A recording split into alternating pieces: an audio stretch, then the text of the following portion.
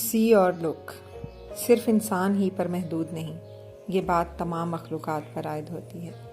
اس دنیا کی ہر چیز اس قدر خوبصورت ہے، گل، بوٹے، پتے، کانٹے، ایک ایک ذرہ حکمت اور حسن سے بھرا ہوا ہے۔ پتہ نہیں وہ کون عالم تھا جس نے کہا تھا کہ اگر میں خدا ہوتا تو بالکل ایسی ہی دنیا بناتا، اس لیے کہ اس سے بہتر دنیا بن ہی نہیں سکتی۔ ایک عالمی شہرت کے آرٹسٹ نے کہا تھا، لوگو شکر کرو کہ مانوسیت کے پردے کی وجہ سے ہمیں اس دنیا کا حسن نظر نہیں آتا۔ اگر ہمیں نظر آ جائے کہ پتے پتے میں، ذرے ذرے میں کتنی حکمت ہے، کتنا حسن ہے، تو ہم پر ایسا عالم حیرت طاری ہو جائے کہ کھڑے کے کھڑے رہ جائیں اور کسی کام جوگے نہ رہیں۔ قرآن حکیم میں بھی باری تعالیٰ بار بار فرماتے ہیں کہ لوگو دیکھو، غور سے دیکھو، تم دیکھتے کیوں نہیں؟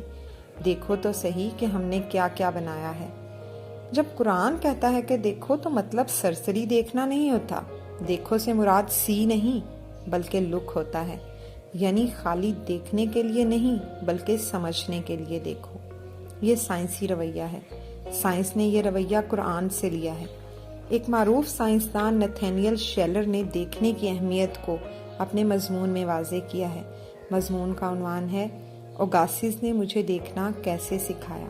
اوگاسز اس کا استاد تھا۔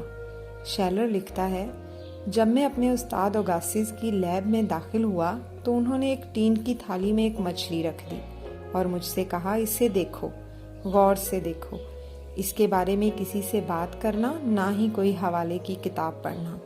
جب میں پوچھوں کہ تم نے کیا دیکھا اس وقت مجھے بتانا، اس سے پہلے نہیں۔ 1 گھنٹہ بھر میں مچھلی کو دیکھتا رہا۔ میں سمجھا میں نے مچھلی کو پورے طور پر دیکھ لیا ہے۔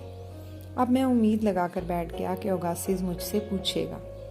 اوگاسز میرے قریب ہی تھا لیکن اس نے مجھ سے نہ پوچھا۔ 1 دن گزر گیا، 2 دن گزر گئے، پورا 1 ہفتہ گزر گیا، لیکن اوگاسز نے میری طرف توجہ نہ دی۔ ویسے رسمی طور پر الیک سلیک کرتا رہا، کبھی کبھی کانی آنکھ سے مجھے دیکھ بھی لیتا۔ میں مجبوری میں مچھلی کو بار بار دیکھتا رہا اور یوں پورے طور پر اس سے واقف ہو گیا۔ آخر اوگاسز میرے پاس آیا اور پوچھا، بتا تو نے مچھلی میں کیا کیا دیکھا؟ میں نے ایک ایک کر کے ساری باتیں بتا دیں۔ وہ غور سے سنتا رہا۔ جب میں بتا چکا تو وہ بولا، ابھی مشاہدہ کچا ہے، پھر دیکھو۔ یہ کہہ کر وہ چلا گیا۔ میں نے پھر سے مچھلی کو دیکھنا شروع کیا۔ اب کی بار مجھے نئی نئی باتیں نظر آنے لگیں، ایسی باتیں کہ میں خود حیران رہ گیا۔